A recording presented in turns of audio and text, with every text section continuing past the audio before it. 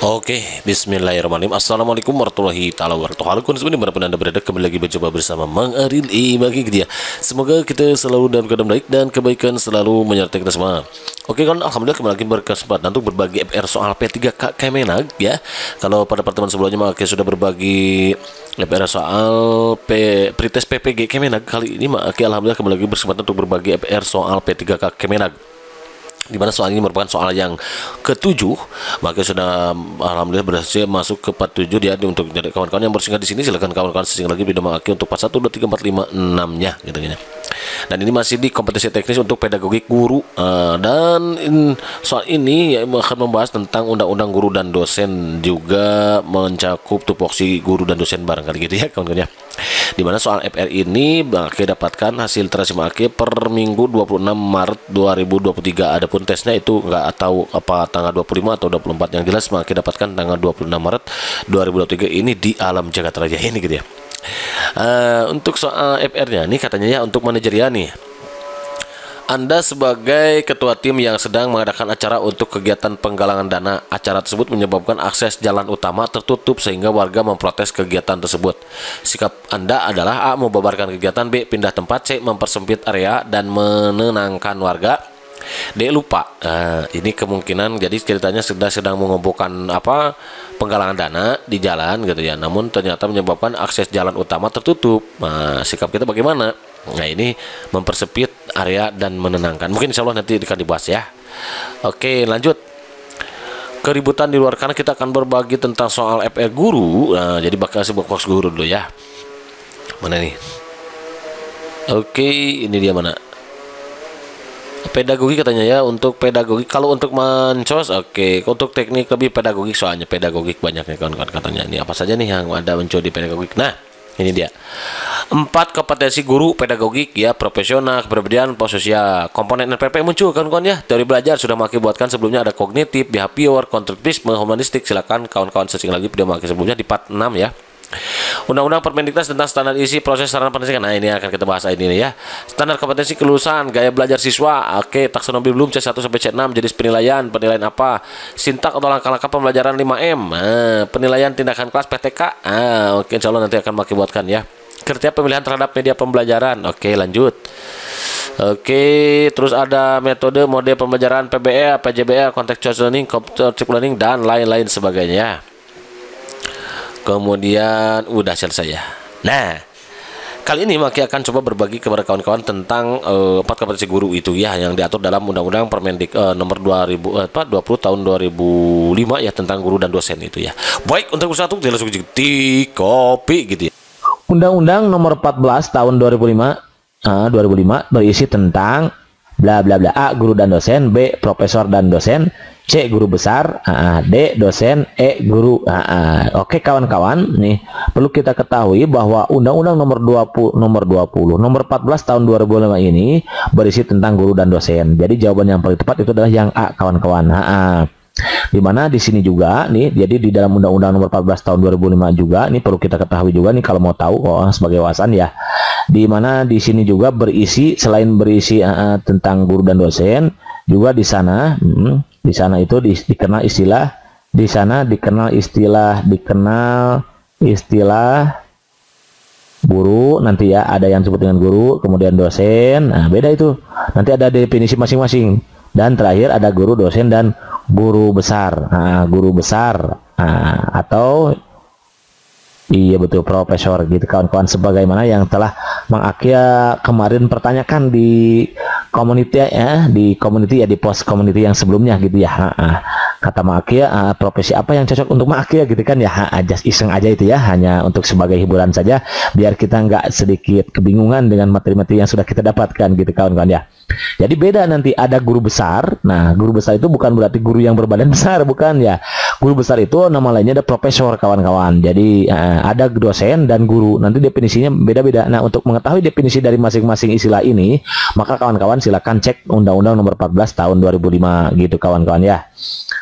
Understand? Jadi tadi kalau tadi mantap. Kalau mantap lanjut. Nah, soal number 2 itu. Number 2 ini.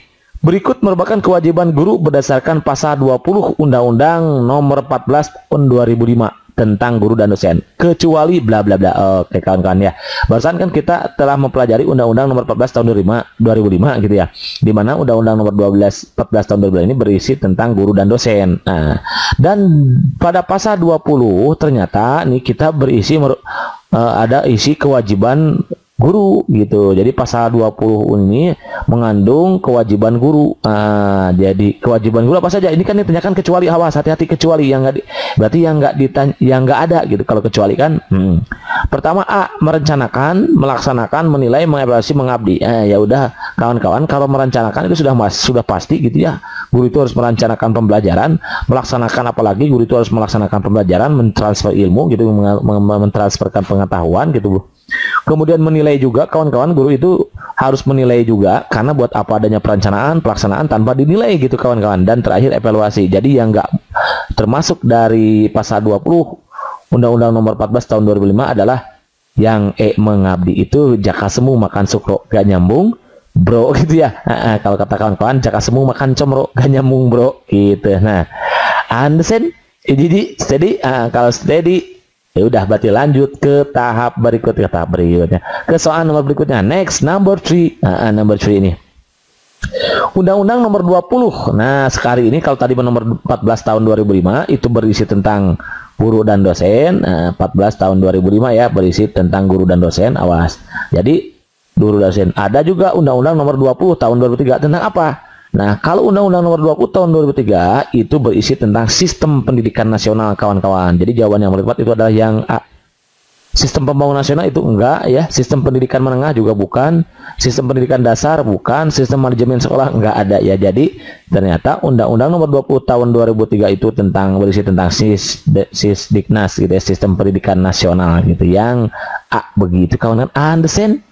Jadi steady, kalau steady mantap. Soal nomor berikutnya, number 4. Number 4. Anggota masyarakat yang berusaha mengembangkan potensi diri melalui proses pembelajaran yang tersedia pada jalur, jenjang, dan jenis pendidikan tertentu disebut A. Pendidikan nasional, B. Sistem pendidikan aja, C. Peserta didik, D.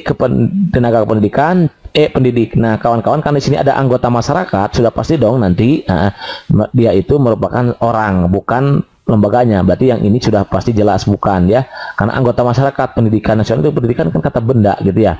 Sistem pendidikan juga sama, ini bukan wrong. Jadi yang kemungkinan itu yang berkaitan dengan orang itu ada 3, bisa peserta didik, tenaga pendidikan, dan pendidik. Nah oke kawan-kawan, sekedar wawasan tambahan dan perlu kita ketahui bahwa bahwa apa ya, bahwa dalam Undang-Undang Nomor 20 tahun 2003 tadi nih, lebih tepatnya pada pasal 1 ayat 4 dikatakan bahwa apa,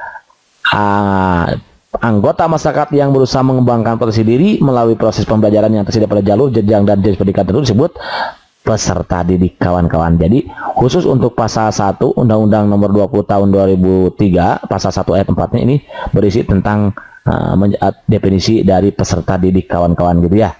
Definisi dari peserta didik begitu kawan-kawan. Understand?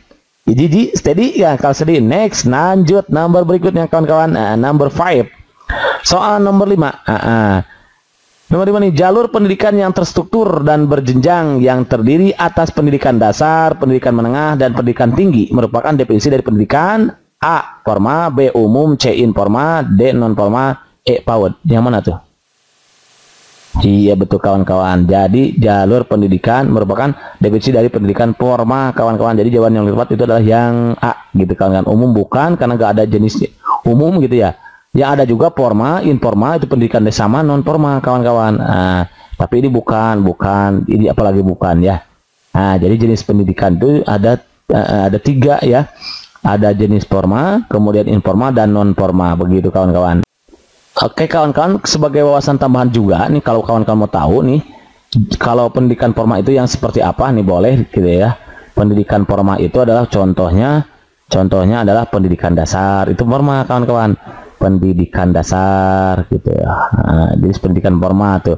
Kemudian pendidikan menengah, SMP, SMA berarti ya, pendidikan menengah. Kemudian yang terakhir itu pendidikan tinggi kawan-kawan, itu jenis pendidikan formal.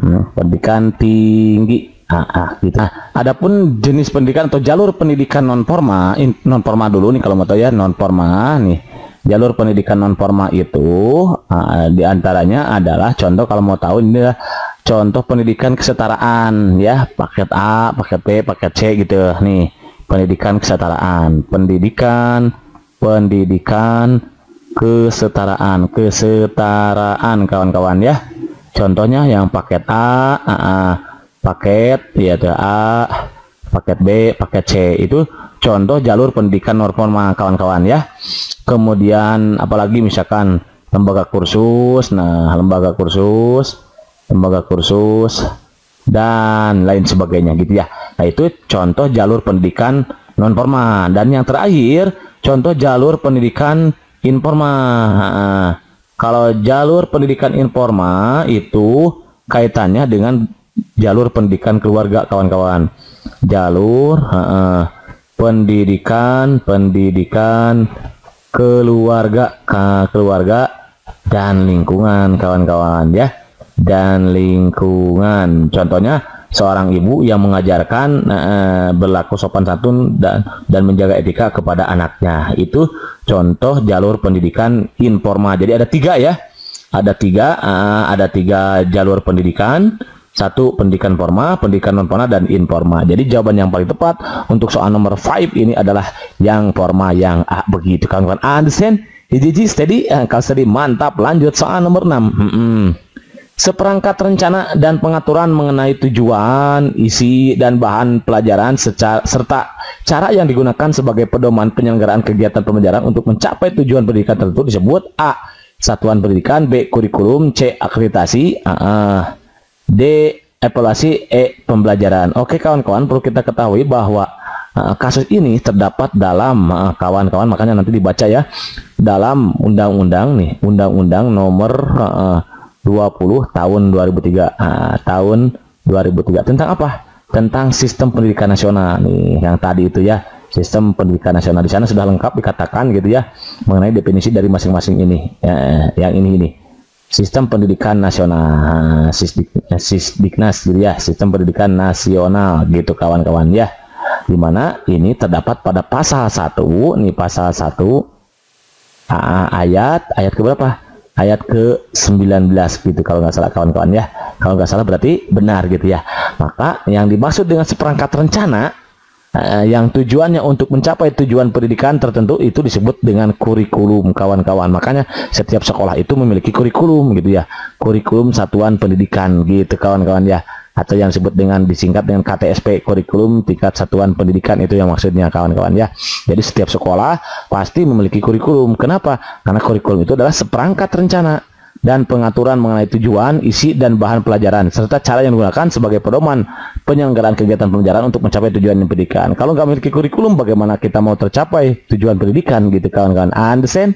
Jadi steady mantap. Soal nomor berikutnya, nomor yang terakhir kalau nggak salah itu, kegiatan penilaian kelayakan. Nah, ada istilah penilaian kelayakan program dalam satuan pendidikan berdasarkan kriteria yang telah ditetapkan disebut. Nah, ini baru disebut dengan akreditasi kawan-kawan. Jadi